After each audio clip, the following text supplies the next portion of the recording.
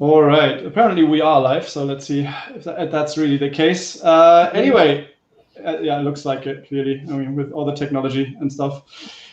Thank you very much for dialing in. Welcome to another freshly squeezed episode of Big A's on Air.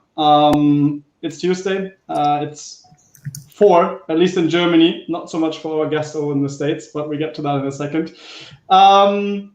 As always, we're live on the usual channels, so let us know where you're watching from. LinkedIn, Facebook, Twitter should be there as well, YouTube, etc. Feel free to kind of pop into the comments. Also, if you want to ask questions, we're going to talk a bit about community building and a lot of other things that Mr. Nick Eubanks has in store for us. So that's going to be exciting. And before we go there, just a very quick couple of housekeeping notes. If you have, or you're now watching this later and you haven't found the time to kind of dial in live, that's that's obviously your loss, but we have the show notes as always, pa.ag/notes, recap on the previous episodes. We have some of the more in-depth write-ups from topics of the past. I think one of the key highlights in the last episodes was like this full funnel approach to the 3 different stages in content marketing. So the recaps are there as well. If you want to poke around, that would be where you can find it. Also afterwards, we're going to be sharing the stuff that we're going to be discussing today, including the links to one of the, I think, key projects that, one of the many projects that Nick is involved, which is a traffic think tank, which we are going to talk about a bit. Yeah. So that's going to be good. Nick, thanks for joining us. Much appreciate that, even though time differences and things. How's life in the States? How are you doing? It's disgustingly hot here right now. Humidity's like 90%. Like I don't know if you can see the city. It's just gray. It's literally just that overcast. Like that's the skyline right there. But like you could yes. So it's very hot and very disgusting at the moment. Probably shouldn't have moved my camera, but no worries. You're good. Yeah, life's good though. Otherwise, man, chugging along, doing all these things. TTT, timing's perfect to talk traffic think tank because we're doing our live event. About that, yeah, right. Our annual event, so it's coming up in September. We've got some pretty incredible speakers. I don't think I'm allowed to announce any of them yet. The ones that aren't on the landing page. I will say we have one of the most highest level ad buying executives, ad strategists at one of the 5 largest tech companies. So we could probably figure it out. So yeah, she's going to be speaking. She's brilliant. I'm really excited about her. So yeah, that's an exciting thing that's coming up. That'll be in the fall, September.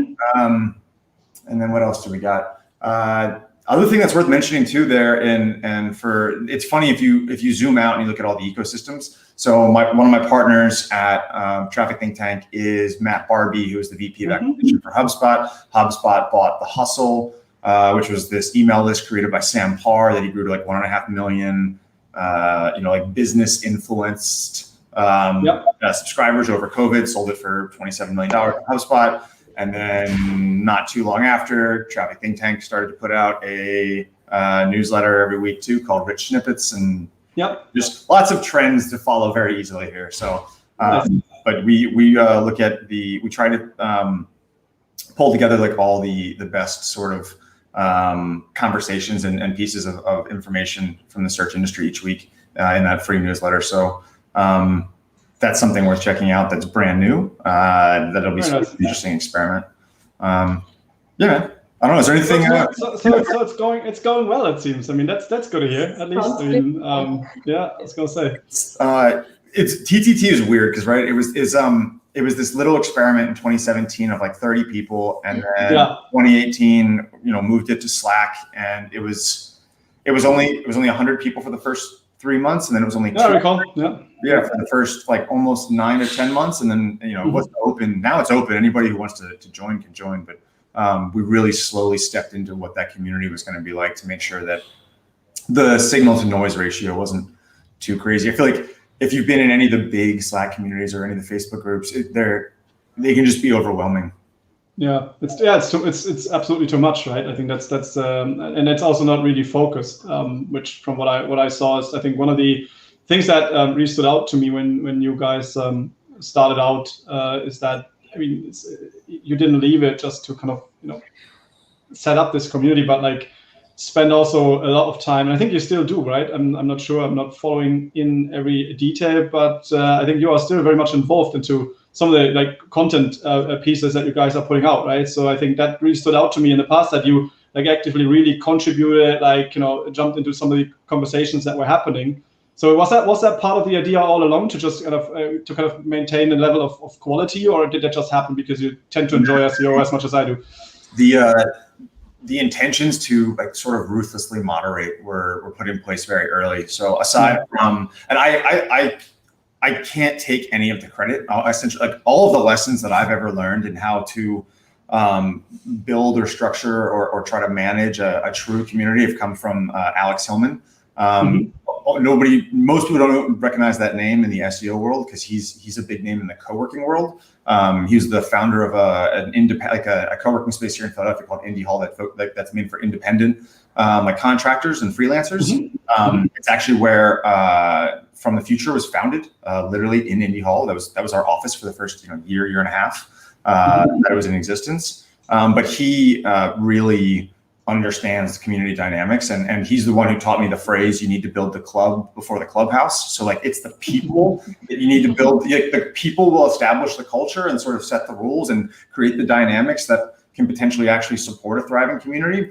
Before, it doesn't matter if they have a place to be, like they'll find a place if they want to be together.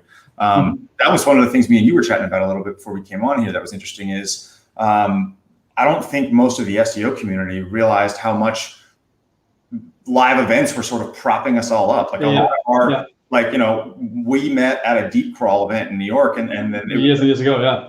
If it's not for these like sort of SEO events that just happen to be pretty well, you know, coordinated around the world that we can all sort of travel to sometimes, I should say. There really isn't that connection. It just sort of all fell apart when COVID hit and those all stopped. And one sort of silver lining to having that Slack community is there was what we saw come out of COVID within Traffic Think Tank was actually the creation of a bunch of new channels that have nothing to do with SEO and marketing. Like we created a show off channel where people were showing off like their gardens and like their roof project, their desks. There's a water cooler channel where it's usually just this guy Arn, this crazy Norwegian guy, but usually it's just people sharing like the latest memes that have nothing to do with marketing. There's a human facet very much like emerged out of COVID, which was sort of fascinating because the need for that human connection, I feel like didn't exist. It was certainly different before because you had a bit of the choice, right? You could decide for yourself, like, how much do I want to spend like online in a way and like interacting with other people, and like how much do you like really kind of interact like at a personal level at, you know, events or meetups, or, you know, I mean, we were hosting like PKs was hosting every 8 weeks kind of a different type of meetup. I mean, one of the like bigger projects of Dominique was like this content marketing and SEO meetup, I think, which was like, what was the latest numbers before we had to like stop with Dominique? Do you recall like the in-person events? I mean, we had the best attendance we ever had at our tech SEO meetup was probably 85 people. For you, I was gonna say you were running them. You were running them as well, right? We're doing them every month, and then we got wise to it and we started doing them every 3 months. Yeah, really focusing the topic. So we're doing our next one will be here in Philadelphia at our new office where I'm standing in September. Really excited to finally get that thing back. I can imagine. Yeah, man, the return of live events. We're very excited about. How was it with us, Dominique? Like, what was the size that we had when we had to 150, 200? It was always something between 120 and 200, something in the middle. That's a massive local event. Like, Yes. We used to do it in our old space, and it just didn't. We had 3,000 square feet in the last office. It just didn't.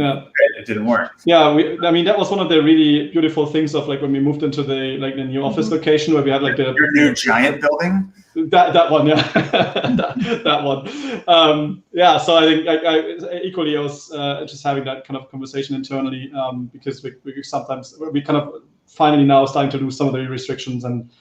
Thinking what can we do? I mean, probably yet too early to say, but hoping that there might be something possible in Q4 for us as well. But like, yeah, I mean, Berlin is a good ground for it, right? There's like so many companies and people in Berlin that it's relatively easy to attract, that amount of like people for those events, especially similar to you. Like we've been doing, like Dominique has been doing kind of the same thing, right? Like we had always like 2 talks. One was like more PK's internal, right? Another one was kind of like an external guest. So it was like also what's the population of Berlin?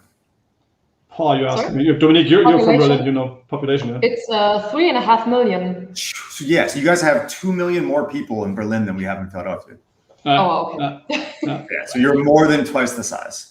So it makes sense. That actually the numbers actually line up directly based on people per million people apparently. I think we also had the discussion very, very, very short when Corona hit that there was maybe at least a thought, should we shift our meetups over to a virtual event? But the discussion was very short because our meetups, of course, live from the perspective or from the fact that people meet each other, right? So we have like 2 talks, one internally. Well, and I imagine your audience was different when it was like, oh, you can't come here and drink beer and exactly. Eat together and meet people. That audience immediately evaporated. And you're like, oh, our digital audience doesn't actually care about meeting together. Yeah. Yes, exactly. And that's where the bonding starts, right? And where the real discussions start when you meet each other, just grab a beer and spend some time. And sometimes our meetups last like 5 to 6, 7 hours. It's like completely crazy because people cannot start talking about like with other experts about their experience or which kind of projects they're working on. So it was very short, the decision to say, okay, it's not going to work to do that on a virtual way. Yes. Yeah, that's very true. That's very true. So Nick, like, I mean, help me out here. Like when you started Traffic Think Tank, what did you straight away also like combine it with event? No, that event came a bit later, right? The event was first event ever was here in Philadelphia in January, which is like when it's the coldest, shittiest month to be here of 2019 And then so it was straight before the pandemic then. So that wasn't in person. It was like a year, right? So it was January 2019, and then we were planning to do one in May of 2020 in Miami. Had the Hilton booked, had this whole big thing booked. So that ended up being virtual, and then we're doing another virtual one at some point. Got it. Fair enough. Virtual. But I will say, as of right now, our plans for 2022, probably like April or May, is to do it in London, in person. In London, okay. So you want to move it around? Interesting. Yeah. Okay. What is it like? Why in person? Just to kind of accompany for a lot of people being abroad, or it's like what everybody wants. I mean, like every. members. They're like, please, can we have an in-person event? The only reason we're doing it virtually in September is we don't think we'd be able to actually pull off. No, it would be necessary to do it in person. I had the same conversation just earlier today with the guys over at Don't Panic, actually, that run the award shows. And that's kind of the same take. They had like the very first event, I think yesterday or the day before, again in person in the UK. 100 plus people, first smaller award ceremony on the ground. So it seems to be slowly but steadily kind of coming back, which I think is a really good news. Interesting. Yeah, that's great to hear. But it's true, you're right. Like that's always the issue with Europe. Different. I mean, it's no one thing. Europe. It's just everywhere has different regulations. The guys were saying the same. Look, I mean, we don't even try to run the international events right now, which is exactly what you're saying. Like there's so many different legislations and it's just too much to pull off. I don't think it would be worthwhile. So I mean, for those that are not familiar with the concept of Traffic think tank. Just give us a quick rundown. What can people expect in the community? I mean, it's structured by channel, and like there's probably a whole variety of all things. SEO, is it beyond SEO? Is it only SEO? Like what's the current setup? Okay. No, it's great questions. The best way I've ever heard it described, and I can't take credit for this, but one of our members described it as an SEO insurance policy, which I like a lot. Which is essentially like it's a place where if you are struggling or you have an idea or you need an idea or you can't get your Supermetrics API call to dump correctly into Google Sheets, or your data pipeline is broken into BigQuery. People who will actually step up and help you and answer those questions and not immediately ask you for money or waste your time or fucking sales pitch. Like if you just actually need help on the spot, it's super active. So I mean, we've got it's not a big, that's the thing, it's not a big community. It's about 700 or so people. It's people that pay to be there. So everybody who not everybody is active. We've got some members that log in almost every day, but haven't posted in over a year. Like they just lurk. Okay. That's fine. They consume. Yeah. Okay. There's a lot of reading to be done. So I'm in here right now. I mean, it looks like there's probably 30 or so channels, but there's really, of those, there's probably 10 that are super active. And I'm just to give some there is a big traffic focus, but it's no longer SEO. It's definitely moved beyond that. So like some examples of some of these channels are affiliate, agency, analytics, automation. There's a channel for Brighton SEO that there's enough people that that went to that when it was in person that there's an actual channel for it. We have our marketplace, and then we've got like local channels. So again, like just like we were talking about, so like we've got a channel for Canada, there's a channel for Mexico, there's a channel for New York City, Charlotte. Community driven. People want to hang out with each other. And one of the things that I started doing, and we got to do one big one at the Advanced Search Summit. The Napa. That was not the Napa one, but the one that they held in DC right before the pandemic. Oh, right, before, Okay. I used to do these things called SEO dinners. Where we would just get like all of our, TTT members together anytime, me or Ian or Matt was traveling in the cities. We were always, not so much Ian, but me and Matt were traveling always. Ian's a hermit, but we were traveling, we'd be in cities almost every month. So any place to be in a city, like, hey, are there any TTT members here? Want to get together? Yeah. We'd throw a big dinner. It was always super fun. So yeah, the one we did in DC, I think we had like almost 40 people at. Which was super, just like for like a nerdy SEO dinner to So yeah, there's a lot more in there, and we do definitely heavily moderate. I think one of the biggest standout differences that we have realized that sets us apart from a lot of the other larger, in many ways, larger in terms of people and membership, and also larger in terms of revenue, like the other larger paid or private communities, is we really made a significant investment over COVID in the infrastructure of our team. So.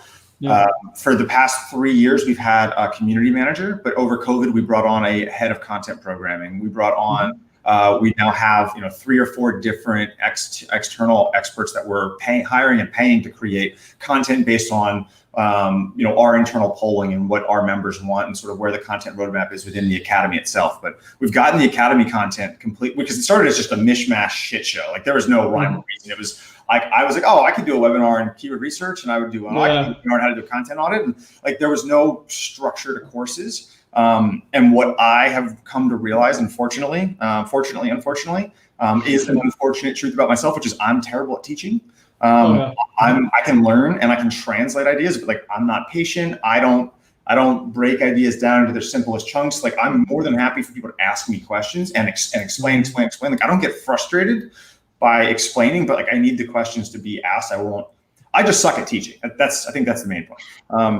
Got it. But for people that are really good at learning, it doesn't matter. They'll find a way. And I think a big piece of TTT started out as like this place to go learn. And what it's become now is it's far more about, I think like leveling up. Like there's an entire channel dedicated to career growth because there's a lot of people that are getting into the SEO space and they're like, hey, I've been in-house or I've been in an agency for 2 or 3 years. Like how do I level up? Like I know where I'm at and I'm on this path, but like I want to change directions. I want to become a more technical marketer, more T-shaped. I want to go into email. I want to learn copywriting, like these other more valuable skill sets. There's folks that have all of those sort of competencies within the community that are very giving, that are much better teachers than I am. So that is the nice part is right around 200 people is what we found, at least the way that we moderate and the way that we sort of manage the moderation. Right around 200 member mark is where it hit a place that members would begin to answer questions before me, Matt, or Ian could even get to them. Right. And we got to a place where there's enough content creation and engagement that, as long as we're staying on top of the analysis, we can pull out patterns. Like, there's a lot of discussion, a lot of interest. Man, this was a great thread. Let's go dig into these members. Who are these members? Oh, they're specialists in log file analysis for websites over 1 million URLs. Awesome. Like, let's have them present us. Let's see if that person would want to create content for us, because we know we have got a big need for that level of specialization. And a lot of that has come into play in terms of at least where the content calendar and sort of content roadmap is going. It's all member driven, which is again, an Alex Hillman lesson again. But I think one of the things that really also stood out to me is that, even though the kind of the rest of that system is somewhat a subscription, there's a lot of content that you guys push out, which is just entirely for free, right? I recall that, I recall that we were using one of the resources that you guys were putting together because it was like the most thorough reference on a certain topic that I've seen. I actually can't recall off my head. It might have been the business intelligence approach to link building that Cody West did. That does ring a bell, but I think in this case it was a technical one. I think it might have been one on mobile first or something, a bit of an older piece, but it was like very, very in depth, because like people were always asking for what do I need to do to debug, to check, to blah blah blah, and then like oftentimes what happens in the European markets is that we only get like local content, but like as we work relatively international, and then there's a lack of really strong international pieces. You're sitting down? We're getting there already, yeah. So I think that was one of the things that really stood out to me, like that that was like a very, very in-depth resource actually. No, that's really cool. It's definitely not something I created, obviously. So that's what you said. Well, for you, it probably would have been something around keyword research, if I'm not totally mistaken these days. No, I've gotten Costanza'd. Yeah, is it? Just in terms of the keyword research, it's like, it's the keyword research person. It's like, I was going to say, right? I think this is something that's somewhat stuck, which I found quite funny, because the funniest thing about it is people have taken there's folks in TTT. Cody West is the first that comes to mind, that like took my process for keyword research and competitive analysis and my process for like blending paid search data to create a total addressable market, and he made it bigger and better and automated. Nice. Like that is easily one of the coolest parts about the aspect of TT, like that communal aspect that sort of comes back to the whole theme we were talking about is people. I learn new things almost every week, and it's usually people who are just doing really cool shit that I just didn't know about beforehand, or they've taken something that I've seen before, done before, and they've just did it in a better way, a different way. No. I love watching people take processes from other industries that have nothing to do with SEO and apply it in an SEO context, and like some of those processes some of those strategies end up working out incredibly well. Yeah. So speaking about, that's probably also an interesting point. Like speaking about processes and like growth. you always have been. This is still on Slack, right? Or did you move away to a different system? So Slack is still, the stack at this point is WordPress, Restrict Content Pro, LearnDash, Zapier, MailChimp, Stripe, Slack, Dots, AppQs. Yeah. But the overall the community aspect of it. The community, yeah. So like the master mod, like all the content, the library is all in like a web app version, and then all the discussion and banter, it all happens in Slack. Interesting. What do you recall? It has been a while ago. What do you recall? Why you actually went for Slack at the time? Was it just because of adoption rate, or was there any other things that you said? No, I knew that like the first time that the very first version of TTT was on Kajabi, and it just didn't work. Like the like asynchronous commenting like between members and questions, just like it was like I need something with a more integrated chat approach. So Slack was just sort of the idea. Then I found this app called Slack Pass at the time. That was a way for you to hook up Stripe to Slack and control memberships. I was like, boom, that's it. That's what I'm going to try. So tried Slack, it worked, and we got to a place where we started to talk about moving away from Slack probably 2 years ago. And like it was a discussion that kept coming up because we had people who quit because they're like, I fucking hate Slack, and we had people who just won't join. We're like, why? Please join. You're exactly what we need. Like we'll give you a free membership. We need more people in our e-commerce channel to contribute merchandising advice. Please join. No, I can't do fucking hate Slack. Gosh, so like we really explored that, and what we learned was as we observed other communities that were built on Slack that moved off Slack, most of them cratered. And the reason that most of them cratered was because when you're in Slack, for people that are in Slack already professionally, organizationally, they're already in it. They're like it's you know like they're used to the UI, they're used to the experience. They're being trained, like their muscle memory is being trained to consume content this way. And you're just another tab that has native notifications on it, and we get to stand on the shoulders of giants. Like, could you imagine if we had to build Slack for this? If we had to build a community messaging app? Fuck that. Like that's their problem. They're not gonna happen. We'll let them deal with all the infrastructure stuff. We'll just ride their coattails, and more than happy to pay for that. Nice. That's the other big barrier I think is I've seen paid communities on Facebook and paid communities on the free version of Slack, and both of those times what are you doing? Like there's glass ceilings being built into those. Like the idea of paid communities on Facebook, like I understand, like Facebook's not cool, but if you look at the data, everybody's still on goddamn Facebook. We're still going there anyway. But the idea of being able to curate an experience, even the way that you can in a lot of ways within Slack, it doesn't work the same. Plus, I think that the mindset is different. Like Slack is a business tool, Facebook is exactly. That's very, very different. That's very true. I mean, you see it also from a paid search perspective, right? Like if you look at audiences on LinkedIn versus Facebook, it's just totally different. You can see the sentiment split. It can be the same audience and just the intentions of the experience. Totally.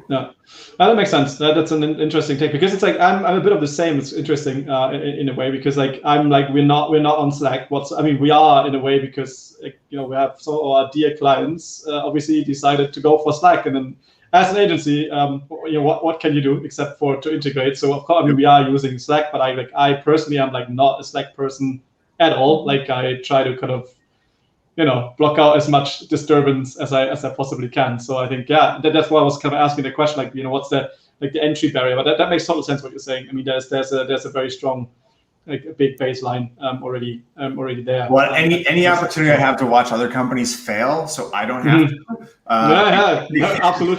Absolutely. That makes sense. So what's on the radar? What are you guys planning? I mean, I think you're very thorough on content. I mean, you do tons of things, as you said, on the academy side. So video stuff is there. There's a ton of very valuable kind of evergreen in-depth resources that probably is kind of contributing to bring traffic and traction. What beyond can you do? The two big things coming are we're getting ready to roll out, I believe, this month. And if it's not this month, Mike, our developer, is going to get real upset with me for saying it's this month. But I believe we're going to be rolling out in game. I don't want to call it gamification, but it is badges and awards for members. So we rolled out member profiles last month. So right now they're just internally have to be logged into TTT, into the TTT website, but all of the member profiles, which is imagine a LinkedIn for SEO, are all going to be pushed out public. Those will all be made public. And then part of that will also be all of the awards and badges that all of our members can earn. And those awards and badges there'll be ones for, they'll range anywhere from activities that they would be taking in Slack to activities or completions or things that they're doing within WordPress and the Academy. So very excited about that. And that's the first big thing is the badges and awards. And what that will lead into is that flows very nicely into our ultimate, I think the manifestation of our big product, which is a certification. Okay. 0 to TTT certified. So if a company can hire a TTT certified SEO and they know all right, this person at the very least isn't going to tank my website. They've got the baseline of table stakes And they've got access to this community of professionals where they can ask questions and get support as part of them, starting as like an entry-level analyst role. Mm-hmm. And that's a really interesting topic. Because I think education is one of the weak spots that the industry has. Standardized education, especially. Standardized, even more so. But I mean, generally, I think it starts with education, and then there's standards to be applied to it. I would imagine. So how are you gonna if you can? How are you gonna approach that? Is that you're kind of the matchmaker in the middle, and the teachers come from the community based on the kind of the experience that they bring, or how's that gonna? So it's a very structured curriculum we've been working on for 2.5 years now, and the hardest part is trying to create some basis of standardization. It's like, what's the threshold to say you're good enough now, table stakes wise? And so we base that on process. Like, what are all of the processes that we would consider any SEO analyst at very, very entry level? They need to be able to speak these languages. They need to be able to talk about, they need to understand the HTML of a page, what HTML looks like. They need to be able to look at CSS and explore it down and understand the role JavaScript plays. And very that sort of baseline. And then there's going to be testing obviously put around it. So there will be quizzes and tests and grades. But it'll be self-led. The most interesting thing I think that's taken the longest is trying to figure out that table stakes by blending what's the table stakes for an agency versus the table stakes for in-house. How do we create just a TTT SEO certification across the board, and not an agency certification versus an in-house certification versus a product marketer certification? Right. Whatever else. So, but I think we're pretty close. So hopefully we'll get that out the door. So that's coming this year, or what? I think the certification. The certification will hopefully be this year. I mean, that's a really exciting thing, because I think there's a lot of companies that somewhat try to go down that route, right, and do kind of different takes on it. Sometimes more free, sometimes especially the tool vendors. I recall I did the SEMrush. What is it now? Whatever. Any of the public company.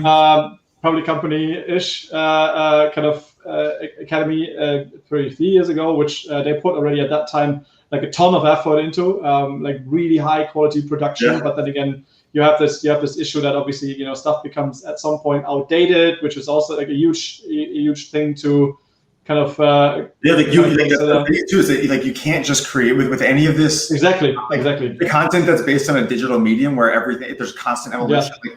The investment in content never stops, and I think we've got how big's our team now? 6 people. People are people are trying to think it's a Slack group. It's no, it's a company with 6 employees. There's there's a goal. It's 6 plus 9 plus the 3 of us.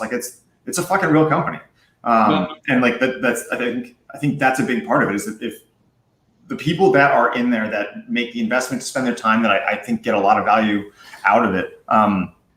Well, some more than others. I mean, there's been entire agencies that have been built from nothing to something in TTT. Chris Roadbrook did it this year. Shiganthan and Chadwick did it last year.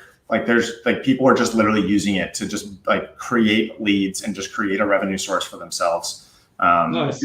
There's some big players in there, man. There's a you'll know who this is. Most of the younger folk won't know, but Patrick Gavin's a member. There's people in there that are in the depths of the digital marketing world.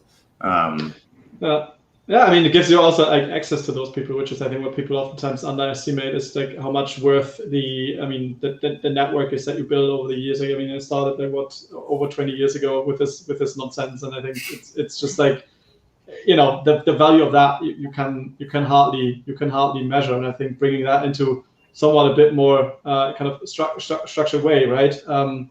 Plus now, I mean, with the positioning that you have, not being any tool vendor, not calling anyone out here, it's also just much more neutral, right? So, because I mean, that's always the thing, right? If you have your own product in a way, then of course education and stuff is always going to be kind of directed towards this one, which is totally normal, and I think they all do a phenomenal job, right? You call out a great point too.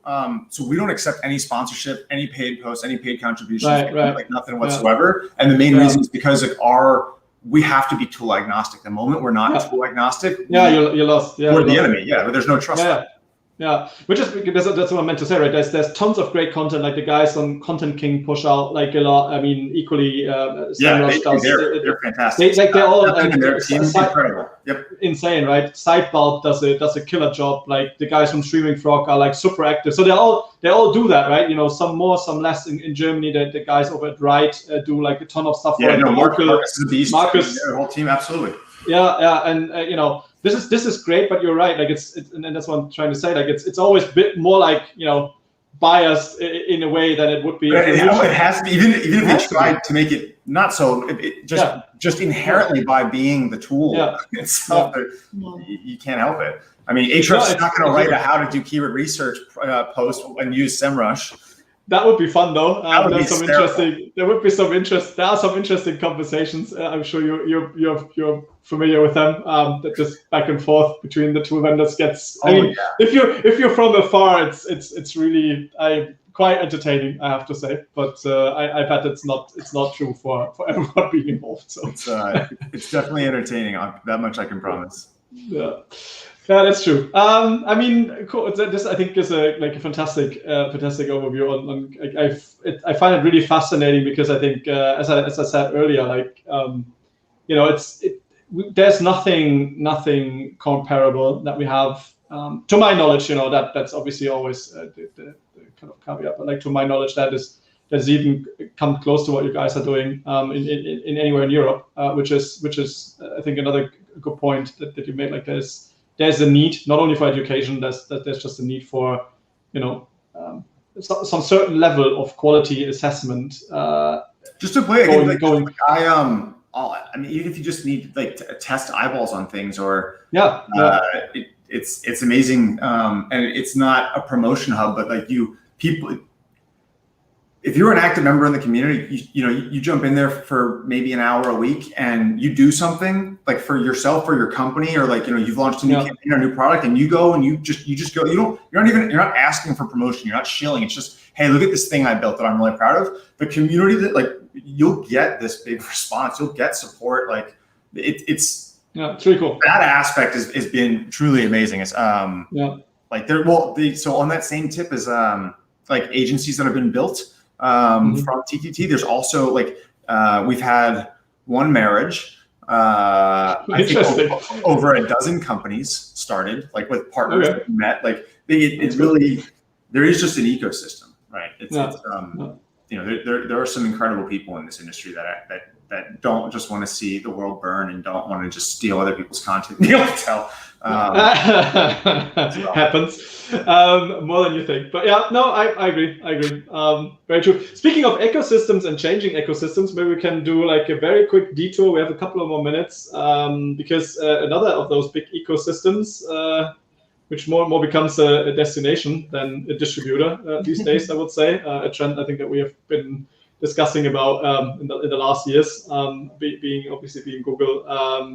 They're changing a lot these days. So, I mean, is there any exciting observations that you guys made from like, you know, clients, projects, anything like with this? It's not what I've seen coming, or it's like I'd like to just start keeping the conversation alive of how Google is just shifting into like, it's eventually just going to be this centralized SPA, I think, of all. Like, it's not going to be. You think of like the apps as they exist now on your phone, and you got Google and maybe Google Glasses, and then you got Google Maps, and they've already got these direct integrations for buying, at least in the US, buying logistics-based stuff. This is something you could probably maybe elaborate on a bit, because that's what I've seen it. I kind of played with it, but like this is, for example, nothing that we already have in Europe, right? So Europe. So like whether you want to buy shoes, meal delivery, like you want to order food from a local restaurant and have it pay for it and literally have it tracked, everything like all through delivery, all through Google UI. You never leave the Google UI. There's shopping, there's native StubHub integrations for purchasing sporting ticket event. Like, it's becoming this abstraction layer where everything else, all these other microservices are just plugging into it. But eventually Google's going to eat that entire ecosystem. They're going to own as much as they're going to figure out a way to skirt all the antitrust laws and own as many of those other microservices as they possibly can. So it'll get to a place where we never leave Google. It's just a Google SPA that does everything. Yeah, and the only thing they're going to outsource is like the distribution of goods, right? I mean, in parts at least, not necessarily everything, but I agree. It's quite funny. Like I think there's I did a keynote, what was it 2018, I suppose? Must have been 2018, Dominique, could it be? Like the one in London, which we also did in our office once. I think it must have been 2018. I was like, essentially, that was when the first time, like the stuff popped up, like, it was the soccer results and the search results and those types of things. Yeah. But I was exactly saying the same thing, right? I mean, at the end of the day, like you have the Google Pay integration, you have like the microservices coming together. I think our good friend Cindy Crum, with like this Fraggles term that she coined, kind of went into the same direction relatively early on, like essentially saying, look, it doesn't need to be a website, it doesn't matter. It's just essentially it's a thing in a way that they just integrate into the search results. So yeah, no, very true. Very true. So like, is there anything that stood out for you? I mean, like I'm a bit sick and tired of this entire EAT is the solution to all your problems kind of a debate in a way. But is there anything that stood out for you guys when you looked at anything, or is it pretty like business as usual? Could also be. Yeah, are we recording this? Is this going to be recorded? This is live. Yeah, it's still. It's live, but is it being recorded? It's we can take it off if you feel like it. It's being recorded. Yes. So for the recorded version, just bleep out this for the recorded version, because it's way more fun, and this way it also rewards people for being live here. Hopefully they'll be more motivated to tune in live and for future episodes. But have you messed at all around with bleep? That's where you bleep it. Take shape. No. So that platform is essentially a completely serverless abstraction layer that you can plug whatever you want to into and run them as if they all are on the same server without having the need to do a reverse proxy. So what's the practical application of that? We know headless Shopify is coming, but you don't have to wait now. You can use that platform and you can run Shopify and Contentful and WordPress and Google Analytics for if you're a masochist or 360, like if you're going to pay for it, and you can run it all in the same environment.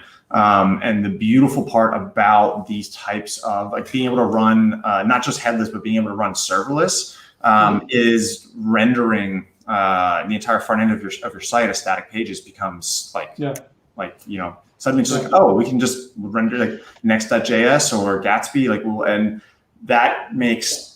I've not seen anything make as big of a difference in terms of overall rankings, conversions, traffic. So it's similar to the Cloudflare workers then. So it's just a little bit more, but serverless versus the Cloudflare workers, I believe, are headless, and then it's independent web services that all like. Well, then they're running on the Cloudflare cloud, obviously. Yeah, but I think it's through like there's a node intermediary layer there that still has to run on a server, whereas such and such. Yeah, interesting. Serverless. Literally, I've seen Shopify sites just get moved to that platform, and the WordPress blog and nothing else done, rendered through Gatsby, and 20% increase. Rocket speed. Yeah, I mean that's okay. So that means you guys played a lot around with performance. Then I take it. Obviously. I mean, I'm not going to sit here and try to talk web perf with you, but no, just generally because I'm like. But static. I'm just. I think me and you nerded out about this. Again, I remember we also had a lot to drink when we were in New York, but probably I remember nerding out quite a bit on I'm a CMS guy at heart. Like that's my thing. I talk content management systems and how to cobble them together. And, I recall that. All day long. So. So that's super exciting for me, more so than the web side of things, being like, what does a modern stack look like?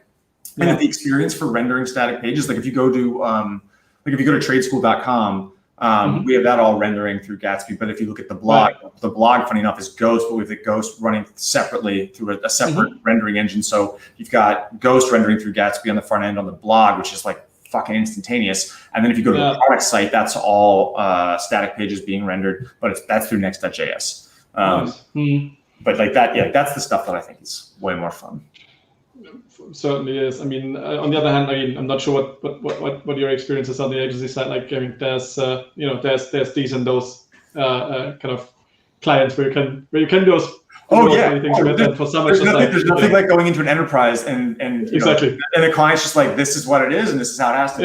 Yeah. But even then, I mean, those tech can help a lot. Like, so at my SMX Advanced talk, I had this. I spoke about Cloudflare workers and kind of how to use them and whatnot. And I think there's a lot of like use cases also for like, old-fashioned, like good old 10 years legacy systems where you can just kind of fix stuff without actually having to touch them, right? And so I think, there's certain use cases really for like the new tech, even though you're not directly using it in a way. I mean, let me just read you this, like one of the best threads actually from last week.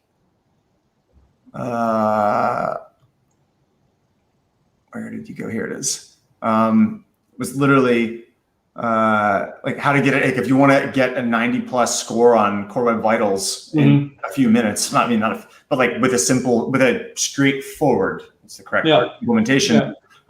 Every page on my site, I load the visual elements of my site first, then I only load the functional JavaScript code on my site once the user takes an action on the page. For example, if you go to Bumblebee Linens right now, you'll notice that my website loads super fast, sometimes in under a second. But if you click on the page or move or scroll the mouse, only then does the live chat along with the other shopping functionality, Google Analytics. So I'm lazy loading functionality, but only when the user takes action. So like everything, like the critical shit renders for Google, but like unless they move the mouse or scroll or click, everything else is not even called. That's smart. I mean, simple idea. It's a good idea. It's just like you need to know what you're doing, right? So that's always the other side of the story. But I love it. It's really cool. That's the fun part. Right? It's like if you don't know what you're doing, go start trying. When you break shit, come back. Very true. Very true. Yeah, that is true.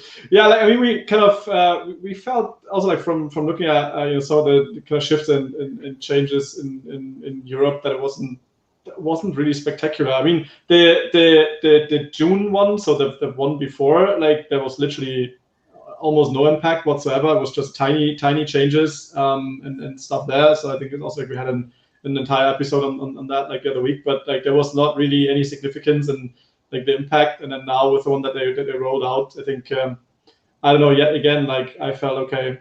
It's just the same. It's like nothing out of the ordinary, nothing where it's like, look, I mean, this is something entirely unexpected is ranking. I mean, have you guys seen any crazy shifts like at the niche or vertical level, like across any brands? No, it was broad. What we've been seeing was broad. I mean, some were like a bit more impacted than others, but it kind of correlated quite well. So like Systrix pushed out a relatively long list of like winners and losers, and like as they always do, right? And I think there was nothing entirely unexpected or like niche that weren't affected versus others were like overly affected. We saw some like interesting shifts though, and this is why I was said like this entire EAT discussion is a bit funky in our eyes. Like there was one client of ours was on the like top winning list, relatively small site in a way. Like they do like specific types of surgery, so like really clear EAT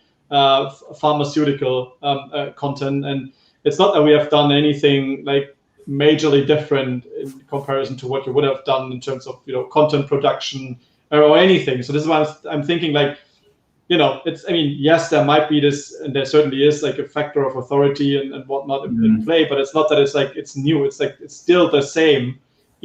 Thresholds might change, but there has always been moving targets in the previous years that can be the same with link building or like link acquisition in a way. Like there all were like no hard cuts, just moving targets in a way of what do you need to do in terms of authority, in terms of content and whatnot. Right? It's nothing new.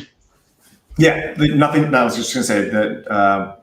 Totally agree on nothing new. I think one of the biggest maybe misconceptions that's starting to pop up with folks that maybe have a little bit younger than we are is thinking like, or is not realizing like how critically important like brand profiling is, and like building all the brand signals, like driving branded search, getting branded links. Like the idea that I just see a lot of companies coming out and going for like this sort of new fad of digital PR. Like I think digital PR is hugely important. I think it's hugely important, but it's one of the tools. Like there are certain nails, and that's the tool. Like that's the tool you should use for those nails. But not every nail is going to get hit in with digital PR. Like there's all these. But that's strategies. Don't you dare and go into a UK show saying something like this these days. Like it's the new thing.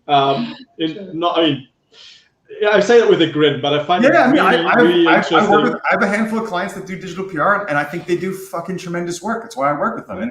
But it's not the solution to everything. No, it's not. It's not. I think this is also what we see. Is totally there. There's certainly a strong need for that, depending on what you're doing, what you're trying to achieve. I think brand is utmost important. I think this is a discussion again that we had years and years and years ago. So also, I don't feel particularly. Well, the funny thing there is the digital PR firms that are doing the most sophisticated work. I'm at least seeing them blend campaigns that focus on creating brand modified search, like the actual creating the brand modifications, or like some of the most brilliant ones I've seen are where they'll run some offline media within like the local hubs, especially in London, and they'll be able to do attribution via whatever short link they drop on the campaign creative, and that stuff matters though, man. Like one of the smartest ones I saw was the campaign, the short link in the like the creative in the subway, like in the tube itself. That had the short link. When you put that in, what it did was it entered into your local Google browser on your phone when you clicked it, a search for the company's brand name.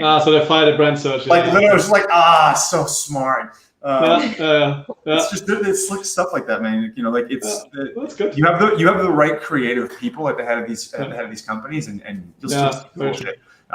There's just so many that are just harassing journalists all day. Yeah, that is very true. That's also actually a very nice closing statement, I have to say, because